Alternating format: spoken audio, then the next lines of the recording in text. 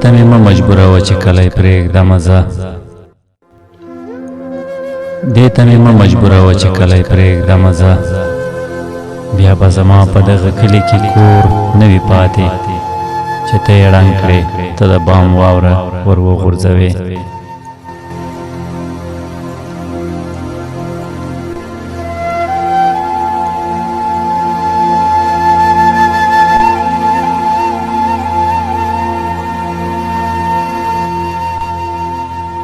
ستا به یو کور وي په یوه کلي کې به ته اوسېږې زه به بې کوره یم ټول جهان به کور وي زما د ژوند تقدیر به هم د باد پر لکۍ سپور وي زما د ترهګر نوم به پر ټوله سیمه خپور وي زما